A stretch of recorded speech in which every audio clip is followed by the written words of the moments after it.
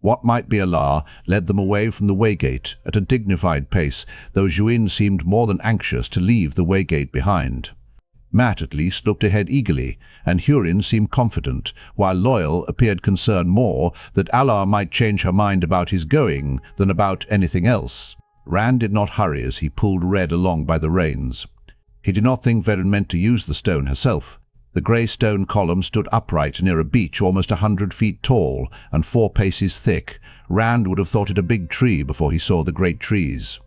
There was no warning coping here, only a few wild flowers pushing through the leafy mulch of the forest floor. The portal stone itself was weathered, but the symbols covering it were still clear enough to make out. The mounted Shienaran soldiers spread out in a loose circle around the stone, and those afoot. "We stood it upright," Allah said, "when we found it many years ago, but we did not move it. It seemed to resist being moved." She went right up to it and laid a big hand on the stone. "I've always thought of it as a symbol of what has been lost, what has been forgotten. In the age of legends, it could be studied and somewhat understood. To us, it is only stone. More than that, I hope." Verin's voice grew brisker. "Eldest, I thank you for your help. Forgive us for our lack of ceremony in leaving you, but the wheel waits for no woman.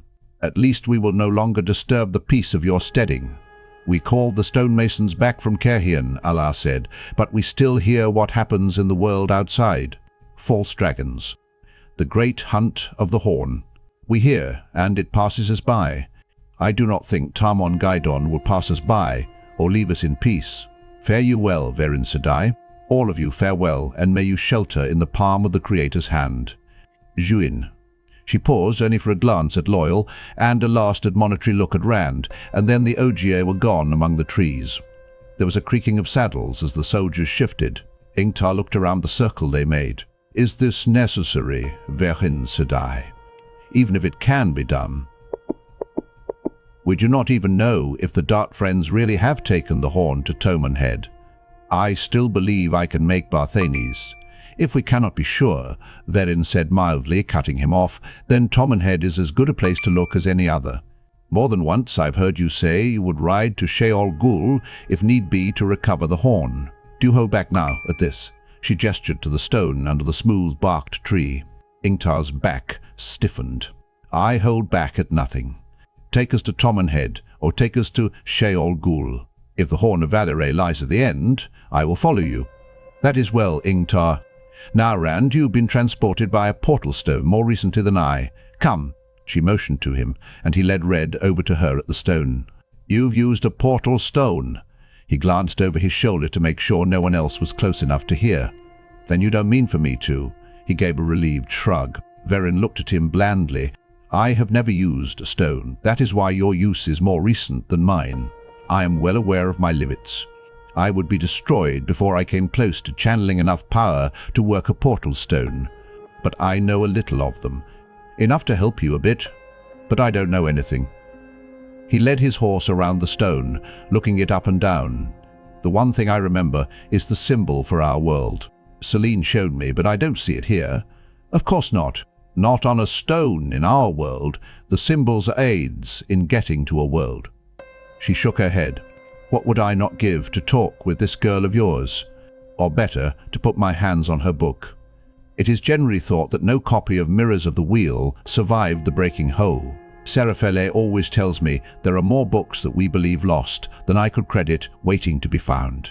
Well, no use in worrying over what I don't know. I do know some things.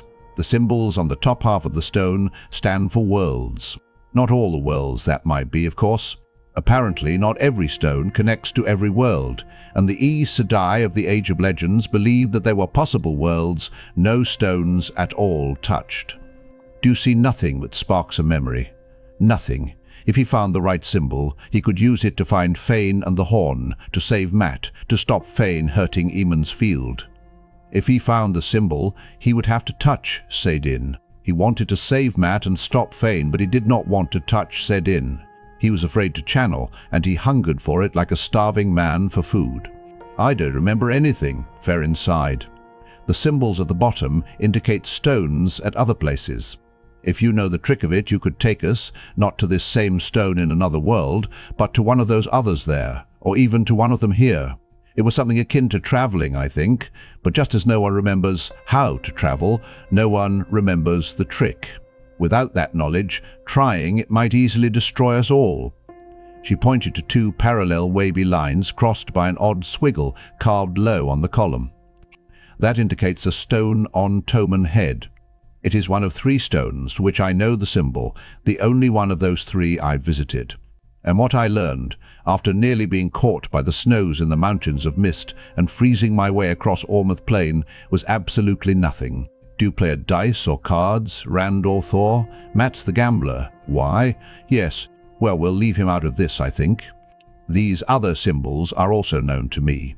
With one finger she outlined a rectangle containing 8 carvings that were much alike, a circle and an arrow, but in half the arrow was contained inside the circle, while in the others the point pierced the circle through.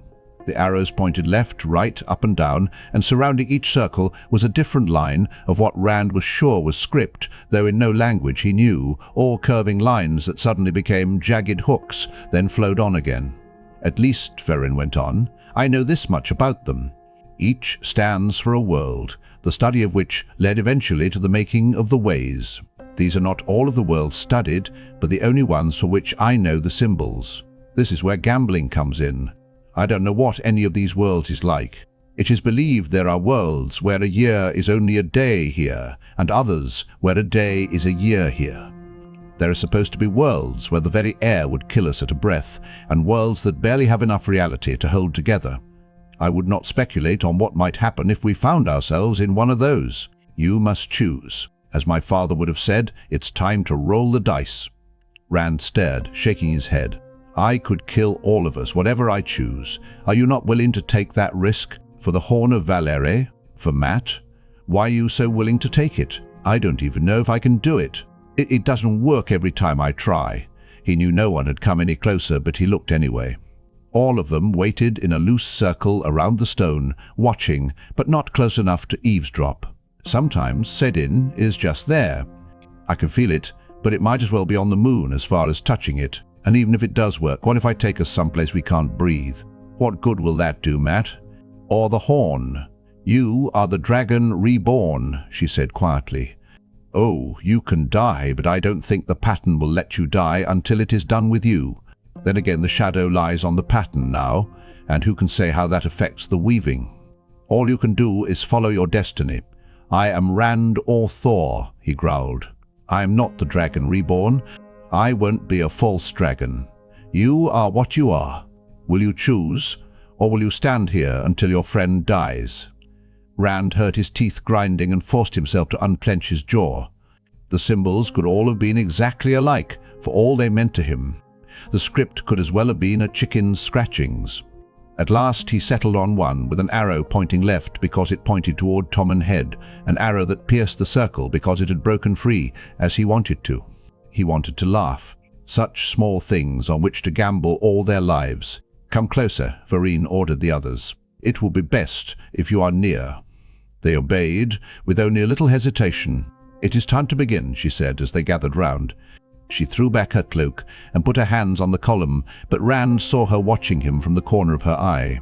He was aware of nervous coughing and throat-clearing from the men around the stone, a curse from Uno at someone hanging back, a weak joke from Matt, a loud gulp from Loyal.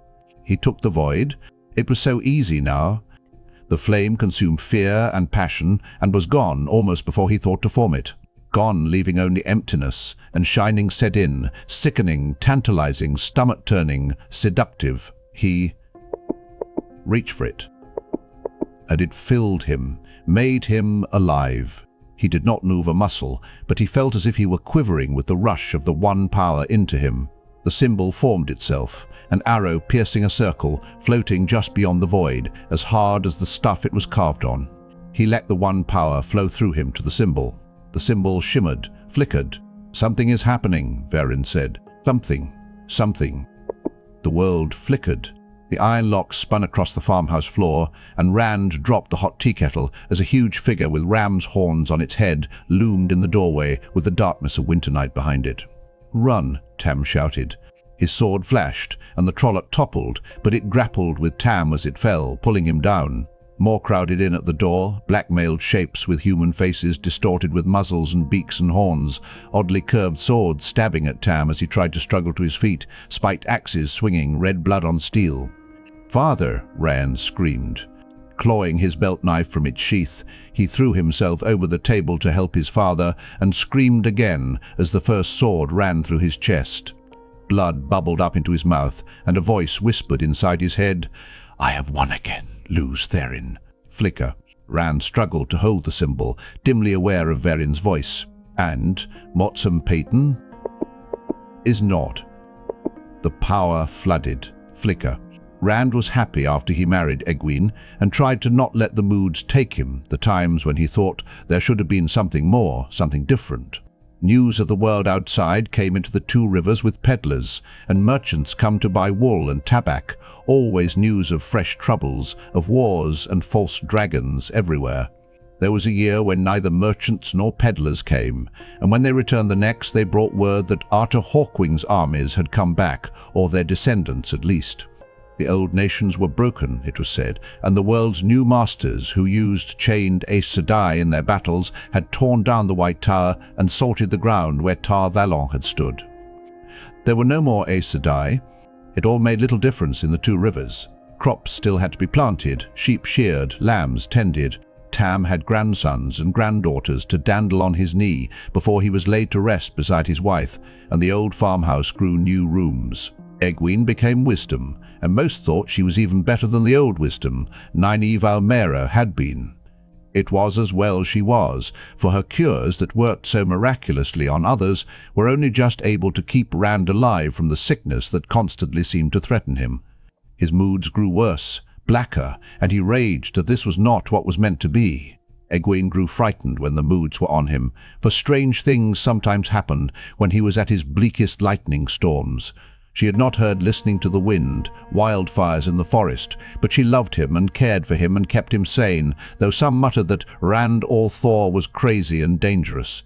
When she died, he sat alone for long hours by her grave, tears soaking his grey-flecked beard. His sickness came back, and he wasted. He lost the last 2 fingers on his right hand and one on his left. His ears looked like scars, and men muttered that he smelled of decay. His blackness deepened. Yet when the dire news came, none refused to accept him at their side. Trollocs and Fades and things undreamed of had burst out of the Blight, and the world's new masters were being thrown back for all the powers they wielded. So Rand took up the bow. He had just fingers enough left to shoot, and limped with those who marched north to the River Taran, men from every village, farm and corner of the two rivers, with their bows and axes and boar spears and swords that had lain rusting in attics. Rand wore a sword, too, with a heron on the blade, that he had found after Tam died, though he knew nothing of how to use it. Women came, too, shouldering what weapons they could find, marching alongside the men. Some laughed, saying that they had the strange feeling they had done this before. And at the Taren, the people of the two rivers met the invaders, endless ranks of Trollocs led by Nightmare, Fades beneath a dead black banner that seemed to eat the light. Rand saw that banner and thought the madness had taken him again, for it seemed that this was what he had been born for, to fight that banner. He sent every arrow at it, straight as his skill and the void would serve, never worrying about the Trollocs forcing their way across the river or the men and women dying to either side of him. It was one of those Trollocs that ran him through before it loped howling for blood deeper into the two rivers. And as he lay on the bank of the Taran, watching the sky seem to grow dark at noon, breath coming ever slower, he heard a voice say, "I have won again, Luz Therin." Flicker. The arrow and circle contorted into parallel wavy lines, and he fought it back again. Verin's voice. "And Motsum Peyton?"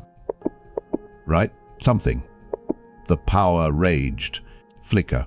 Tam tried to console Rand when Egwene took sick and died just a week before their wedding. Nynaeve tried too, but she was shaken herself, since for all her skill she had no idea what it was that had killed the girl. Rand had sat outside Egwene's house while she died, and there seemed to be nowhere in Emon's field he could go that he did not still hear her screaming. He knew he could not stay. Tam gave him a sword with a heron-marked blade, and though he explained little of how a shepherd in the two rivers had come by such a thing, he taught Rand how to use it. On the day Rand left, Tam gave him a letter he said might get Rand taken into the army of Ilion, and hugged him and said, "I've never had another son or wanted another. Come back with a wife like I did if you can, boy, but come back in any case." Rand had his money stolen in Baerlon, though, and his letter of introduction, and almost his sword, and he met a woman called Min, who told him such crazy things about himself that he finally left the city to get away from her. Eventually, his wanderings brought him to Camelin, and there his skill with the sword earned him a place in the Queen's guards. Sometimes he found himself looking at the daughter heir Elaine, and at such times he was filled with odd thoughts that this was not the way things were supposed to be, that there should be something more to his life. Elaine did not look at him, of course. She married a Tyrene prince, though she did not seem happy in it. Rand was just a soldier, once a shepherd from a small village so far toward the western border that only lines on a map any longer truly connected it to Andor. Besides, he had a dark reputation as a man of violent moods. Some said he was mad, and in ordinary times perhaps not even his skill with the sword would have kept him in the guard, but these were not ordinary times. False dragons sprang up like weeds.